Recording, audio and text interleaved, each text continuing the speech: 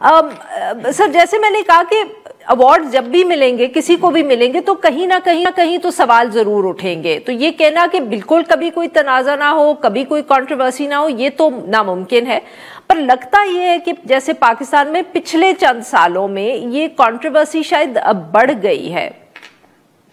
نہیں، بالکل صحیح بات ہے. دیکھیں، یہ ہمیشہ ہی ایک متنازع رہا ہے جو اس طرح سے ایوارڈ دیے جاتے ہیں، اور عام طور پہ یہی سمجھا جاتا ہے کہ جو اس وقت کے حکومت کے منظور نظر ہے ان کو ہی دیا جاتا ہے، نوازا جاتا ہے. سوائے چند ایک ایسے شعبے ہوتے ہیں جہاں پہ واقعی جو ہے ان کی کارکردگی کی بنیاد پہ مل جاتے ہوں گے. لیکن ایسے بہت سے ایسے جو چیزیں جس کو خاص طور پہ تمغہ امتیاز جس کو کہا جاتا ہے، وہ تو میں سمجھتا ہوں کہ اس طرح کی ہوتی ہے کہ جس میں اگر اس وقت کی حکومت میں کے لیے آپ پسندیدہ شخص ہیں یا آپ کو ایک لحاظ سے فیور کرنا ہو تو پھر وہ تمغوں سے بھی نوازا جاتا ہے. اس کی مثال ہم دیکھتے ہیں کہ خاص طور پہ صحافیوں کے ساتھ جو ہے، میں نہیں کہہ رہا ہوں کہ کسی کون کیا ہے کسی کے، لیکن مسئلہ یہ کہ ایک بہت بڑا سوال پیدا ہوتا ہے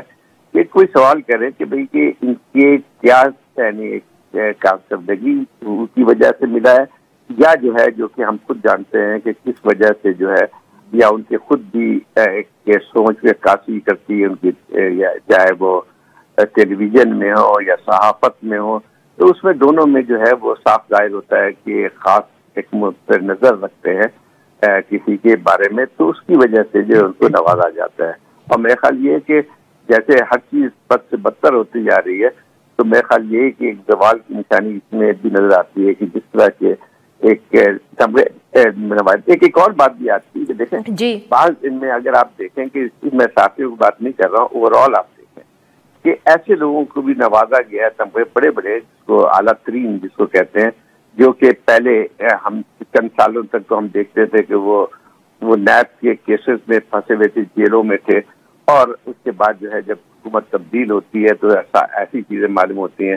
کہ سب کچھ پلٹ گیا ہے، سب کچھ صاف ہو گیا ہے، اور ان کو میرا خیال یہ کہ سمجھ میں نہیں آتا ہے کہ ان کو کس خدمات کے بلوں میں کی وجہ سے دیتے ہیں. ایک صاحب کو جو ملا ہے کہ عوامی خدمت کے میرے خیال پاکستان کے دوسرا یا تیسرا سب سے ہائیسٹ ایوارڈ ملا ہے. بالکل ذرا آپ ان کی ذرا دیکھ لیں